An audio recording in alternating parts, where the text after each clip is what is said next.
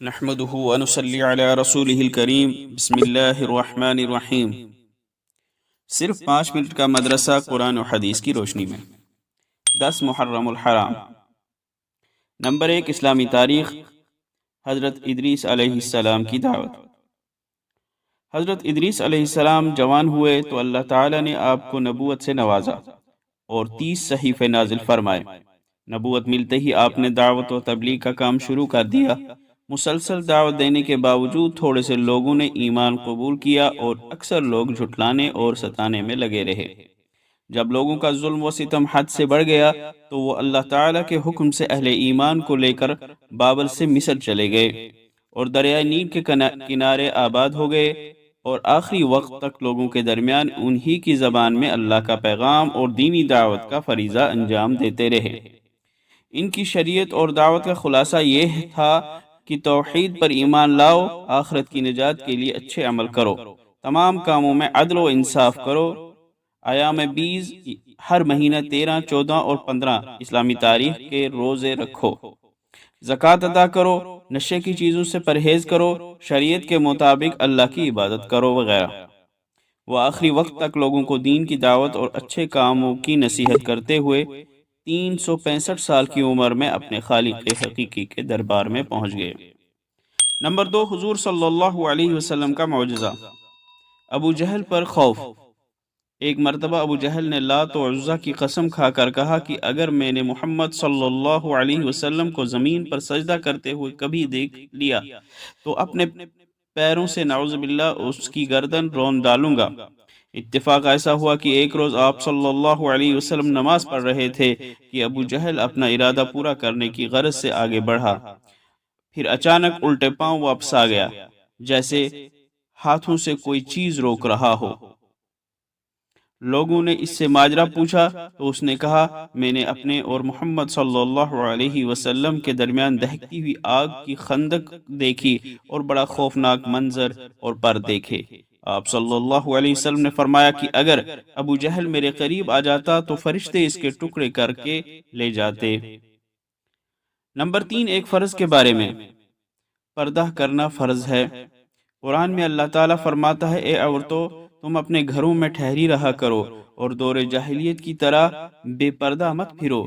فائدہ: تمام مسلمان عورتوں کے لیے ضروری ہے کہ جب کسی سخت ضرورت کے تحت گھر سے نکلیں تو اچھی طرح پردے کا خیال رکھتے ہوئے باہر جائیں، کیونکہ پردہ کرنا تمام عورتوں پر فرض ہے۔ نمبر 4، ایک سنت کے بارے میں۔ نماز کے بعد یہ دعا پڑھیں۔ رسول اللہ صلی اللہ علیہ وسلم نے فرمایا، اے معاذ، میں تم کو وصیت کرتا ہوں کہ کسی نماز کے بعد اس دعا کو نہ چھوڑنا۔ اللہم اعنی علی ذکرک و شکرک و حسن عبادتک۔ اے اللہ، ترجمہ، اے اللہ اپنا ذکر و شکر کرنے اور اچھے طریقے سے عبادت کرنے پر میری مدد فرما۔ نمبر 5، ایک اہم عمل کی فضیلت۔ نماز چاشت۔ رسول اللہ صلی اللہ علیہ وسلم نے فرمایا، جو شخص چاشت کی 2 رکعتوں کی پابندی کرتا ہے اس کے گناہوں کی مغفرت کر دی جاتی ہے، چاہے اس کے گناہ سمندر کے جھاگ کے برابر ہوں۔ نمبر 6، ایک گناہ کے بارے میں۔ کفر و شرک کا نتیجہ جہنم ہے۔ قرآن میں اللہ تعالیٰ فرماتا ہے، جو بھی اللہ کے ساتھ شریک ٹھہرائے گا اس پر اللہ تعالیٰ نے جنت حرام کر دی ہے اور اس کا ٹھکانہ جہنم ہے، اور ایسے ظالموں کا کوئی مددگار نہیں ہے۔ نمبر 7، دنیا کے بارے میں۔ دنیا کی چیزیں ختم ہونے والی ہیں۔ قرآن میں اللہ تعالیٰ فرماتا ہے، جو کچھ تمہارے پاس دنیا میں ہے وہ ایک دن ختم ہو جائے گا، اور جو اللہ تعالیٰ کے پاس ہے وہ ہمیشہ باقی رہنے والا ہے۔ نمبر 8، آخرت کے بارے میں۔ دوزخ کی گرمی اور بدبو کی شدت۔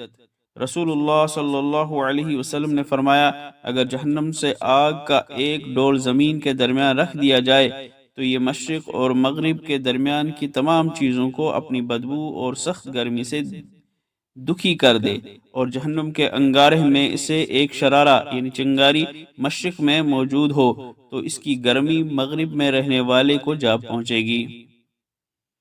نمبر 9، طب نبوی سے علاج۔ خارش کا علاج۔ نبی کریم صلی اللہ علیہ وسلم نے حضرت عبد الرحمن بن عوف اور حضرت زبیر بن العوام رضی اللہ عنہما کو خارش کی بنا پر ریشمی کپڑے پہننے کی خصوصی اجازت مرحمت فرمائی۔ فائدہ: عام حالت میں مردوں کے لیے ریشمی کپڑوں کی اجازت نہیں ہے، لیکن سخت ضرورت کی وجہ سے اگر ماہر دیندار ڈاکٹر مشورہ دے تو پہننے کی گنجائش ہے۔ نمبر 10، نبی صلی اللہ علیہ وسلم کی نصیحت۔ پابندی سے ذکر اور تلاوت کرو۔ رسول اللہ صلی اللہ علیہ وسلم نے حضرت ابو ذر رضی اللہ عنہ کو نصیحت فرمائی کہ قرآن کریم کی تلاوت اور اللہ کے ذکر کا اہتمام کیا کرو، اس عمل سے آسمانوں میں تمہارا ذکر ہوگا اور یہ عمل زمین میں تمہارے لیے ہدایت کا نور ہوگا۔ اللہ تعالی عمل کرنے کی توفیق عطا فرمائے۔ وآخر دعوانا ان الحمد للہ رب العالمین۔